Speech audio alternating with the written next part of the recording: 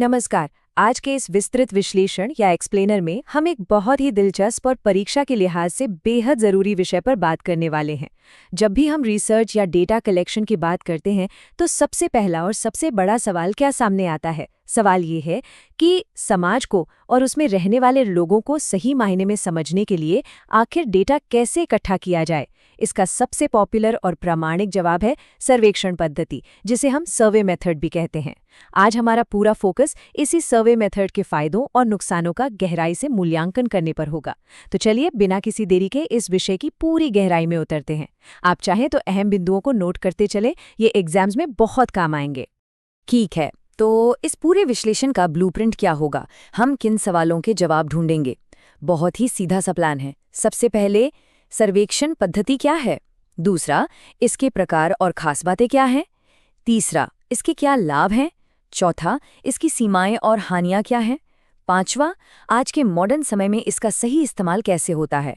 और अंत में हम एक क्रिटिकल निष्कर्ष निकालेंगे। बस इसी क्रम में हम आगे बढ़ेंगे। तो चलिए सबसे पहले और सबसे बुनियादी सवाल से शुरू करते हैं। ये सर्वेक्षण पद्धति आखिर है क्या, और सोशल रिसर्च या सामाजिक अनुसंधान में इसका इतना ज़्यादा इस्तेमाल क्यों होता है? इसका जवाब इस छोटी सी परिभाषा में छिपा है। सर्वेक्षण पद्धति असल में एक ऐसी रिसर्च टेक्निक है जिसके जरिए किसी सामाजिक घटना या प्रॉब्लम को समझने के लिए बहुत बड़ी संख्या में लोगों से एक सिस्टमैटिक तरीके से जानकारी इकट्ठा की जाती है। अब यहाँ एक सवाल उठता है, क्या इसका मतलब बस घर घर जाकर रैंडमली लोगों से गपशप करना है? जी नहीं, बिल्कुल नहीं। ये एक बहुत ही साइंटिफिक प्रोसेस है। इसमें बकायदा प्रश्नावली, इंटरव्यू और अनुसूची जैसी खास तकनीकों का इस्तेमाल किया जाता है। ऐसा इसलिए किया जाता है ताकि लोगों के व्यवहार, उनकी स्थितियों और समस्याओं को बिल्कुल सटीक तरीके से नापा जा सके और बाद में उस डेटा का स्टैटिस्टिकल या सांख्यिकीय विश्लेषण किया जा सके। अब आप सोच रहे होंगे, क्या इस लंबी चौड़ी बात को हम थोड़े और आसान शब्दों में कह सकते हैं? बिल्कुल कह सकते हैं। एक बहुत ही सटीक कोट है जो कहता है, सर्वेक्षण पद्धति वो प्रक्रिया है जिसमें प्रश्न पूछकर या डेटा एकत्र करके सामाजिक तथ्यों का अध्ययन किया जाता है। एग्जाम के पॉइंट ऑफ व्यू से ये एक बहुत ही बेसिक लेकिन सॉलिड सिद्धांत है जिसे आपको याद रखना चाहिए। सीधा सा मतलब ये है कि बिना व्यवस्थित और सधे हुए सवालों के कोई भी सर्वे हो ही नहीं सकता। चलिए अब एक और अहम सवाल पर आते हैं। जो रिसर्चर्स होते हैं वो इस मेथड को किस तरह से बांटते हैं और इसकी मेन फीचर्स यानी मुख्य विशेषताएं क्या हैं? आइए देखते हैं। तो इस मेथड की मुख्य विशेषताएं क्या हैं? इसके जवाब में कुछ बहुत ही दिलचस्प पॉइंट्स सामने आते हैं। पहला सवाल, क्या ये छोटे ग्रुप्स के लिए है? नहीं, ये एक बहुत बड़े पैमाने पर आबादी को कवर करता है जिसे हम वाइड कवरेज कहते हैं। आखिर ये जरूरी क्यों है? क्योंकि आप सिर्फ 10-20 लोगों से बात करके पूरे देश का हाल नहीं बता सकते हैं ना। दूसरा, क्या ये डेटा बेतरतीब होता है? बिल्कुल नहीं, इसमें डेटा कलेक्शन बहुत ही सिस्टमैटिक होता है। तीसरा, क्या इसमें हमें सिर्फ नंबर्स मिलते हैं? जी नहीं, इसमें हमें क्वांटिटेटिव यानी मात्रात्मक और क्वालिटेटिव यानी गुणात्मक दोनों तरह का डेटा मिलता है। चौथा पॉइंट क्या है? इसमें स्टैंडर्डाइज्ड क्वेश्चनेयर्स होती हैं, मतलब हर इंसान से एक ही तरह से सवाल पूछे जाते हैं ताकि बाद में तुलना करना आसान हो। और आखिरी बात, जो डेटा मिलता है उसका स्टैटिस्टिकल एनालिसिस बहुत ही आसानी से किया जा सकता है। अब एक बहुत बड़ा लॉजिकल सवाल, रिसर्चर्स आखिर ये कैसे तय करते हैं कि किससे सवाल पूछना है और किससे नहीं? इसका जवाब दो तरह के सर्वे में छिपा है। क्या हमें देश के हर एक व्यक्ति से सवाल पूछना चाहिए? अगर जवाब हाँ है तो उसे सेंसस सर्वे या जनगणना कहते हैं, जहां पूरी की पूरी जनसंख्या का अध्ययन किया जाता है। लेकिन क्या भारत जैसे विशाल आबादी वाले देशों में हर बार ऐसा करना प्रैक्टिकल है? बिल्कुल नहीं। इसीलिए सैंपल सर्वे का इस्तेमाल किया जाता है। इसमें क्या होता है? इसमें पूरी आबादी को रिप्रेजेंट करने वाले बस एक छोटे चुनिंदा ग्रुप का ही अध्ययन किया जाता है। इन दोनों के बीच का ये सबसे बड़ा और जरूरी फर्क है जिसे हमें समझना होगा। अब आते हैं उस बड़े सवाल पर जो परीक्षाओं में बार बार पूछा जाता है। ये सर्वे मेथड एजुकेशन, हेल्थ और पॉलिटिक्स जैसे अलग अलग सेक्टर्स में इतना जबरदस्त पॉपुलर क्यों है? इसके सबसे बड़े फायदे क्या हैं? सबसे दिलचस्प बात जो इस स्लाइड में है वो ये है कि ये तरीका संसाधनों को कैसे बचाता है। क्या इसके जरिए हम पूरे राज्य या पूरे देश का एक साथ अध्ययन कर सकते हैं? बिल्कुल, वाइड कवरेज इसका पहला बड़ा फायदा है। क्या इससे रिसर्चर्स का समय और पैसा बचता है? हाँ, बाकी तरीकों के मुकाबले ये बहुत ही किफ़ायती है। इसके अलावा एक ही तरह के मानकीकृत सवालों की वजह से इसमें ऑब्जेक्टिविटी या वस्तुनिष्ठता आती है। इसका क्या मतलब हुआ? इसका मतलब है कि इसमें पर्सनल बायस या व्यक्तिगत पक्षपात की गुंजाइश बहुत कम हो जाती है। और जैसा कि हमने पहले कहा, इसमें मौजूद स्टैटिस्टिकल एनालिसिस की सुविधा इसे साइंटिफिक रिसर्च के लिए बेहद सटीक और प्रैक्टिकल बना देती है।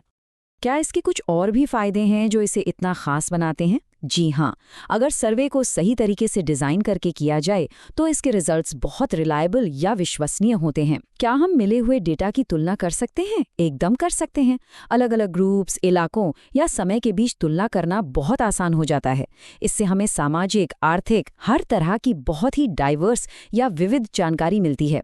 और अब सबसे बड़ी बात, क्या सरकारें इसका इस्तेमाल करती हैं? बिल्कुल। गरीबी हो, बेरोजगारी हो या फिर शिक्षा, इन सब पर पॉलिसीज बनाने के लिए सरकारें पूरी तरह से इसी सर्वे डेटा पर निर्भर करती हैं।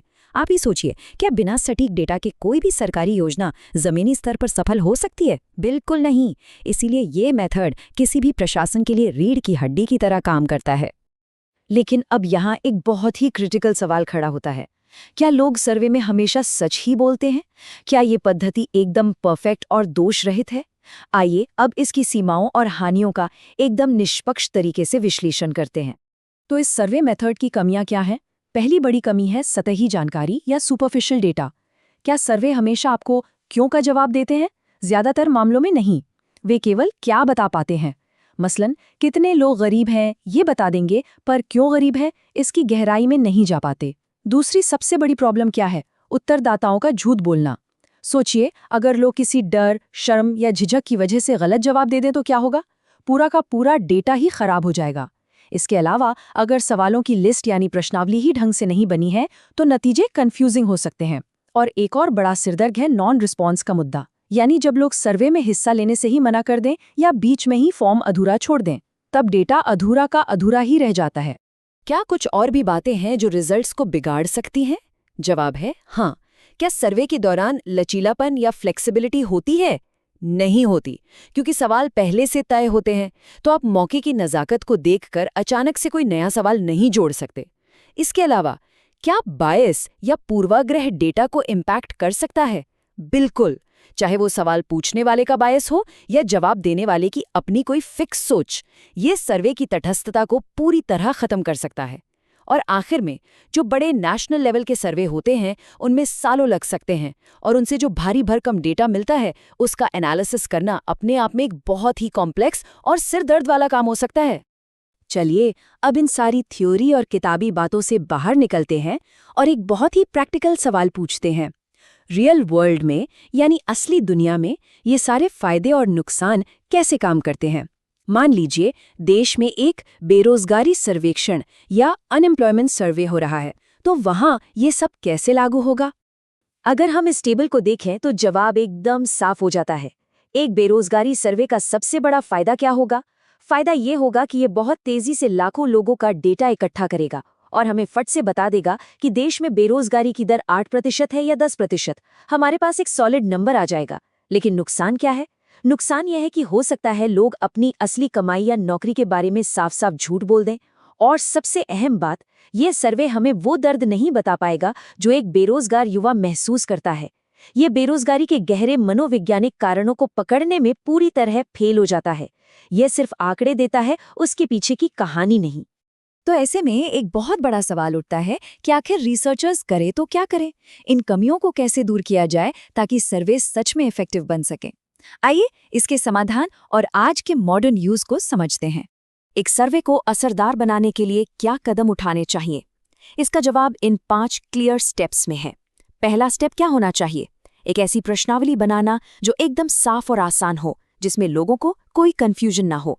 दूसरा स्टेप क्या है? ऐसे ट्रेन्ड रिसर्चर्स को मैदान में उतारना जो बिना किसी बायस के न्यूट्रल होकर सवाल पूछ सकें। तीसरा स्टेप, लोगों के साथ एक भरोसा, एक ट्रस्ट बनाना ताकि वो सच बोलने में हिचकिचाए नहीं। चौथा स्टेप क्या है? ऐसे सैंपल्स या लोगों को चुनना जो सच में पूरी आबादी को रिप्रेजेंट करते हों। और पांचवां आखिरी स्टेप है मिले हुए डेटा का बहुत ही सावधानी से और सटीक एनालिसिस करना। अगर इन स्टेप्स को सही से फॉलो किया जाए तभी हम फायदों को बढ़ा सकते हैं और कमियों को घटा सकते हैं। अब एक सवाल ये भी है कि क्या आज के समय में इस तरीके में कोई बड़ा बदलाव आया है? मॉडर्न टेक्नोलॉजी ने इसे कैसे बदला है? इसका जवाब है डिजिटल एरा।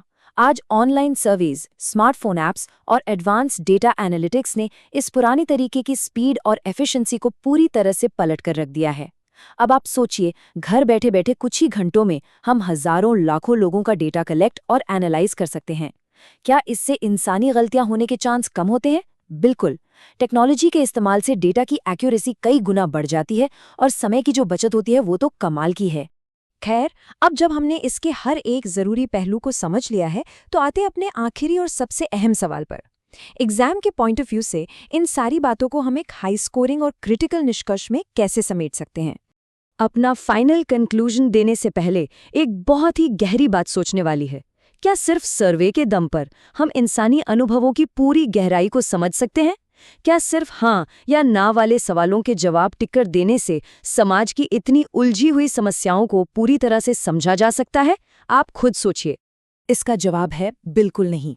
और यहीं से मॉडर्न सोशियोलॉजी में जन्म होता है मिक्स्ड मेथड या मिश्रित पद्धति का।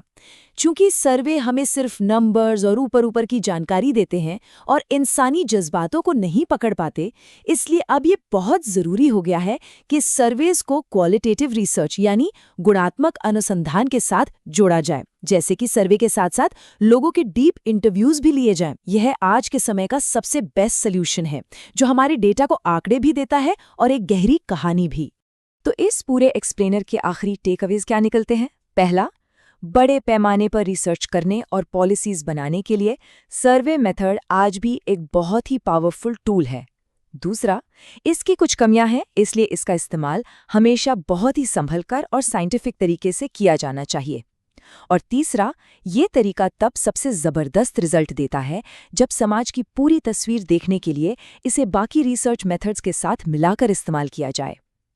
क्या ये समाज को समझने का एक बेहतरीन औजार है? बेशक, बस आपको इसे सही से इस्तेमाल करने का हुनर आना चाहिए। मुझे उम्मीद है कि इस विश्लेषण से आपको इस विषय की एक बहुत ही साफ और गहरी समझ मिली होगी, जो आपके एग्जाम्स में एक सॉलिड आंसर लिखने में बहुत मदद करेगी। ऐसे ही और गहराई से समझने वाले विषयों के लिए हमसे जुड़े रहें।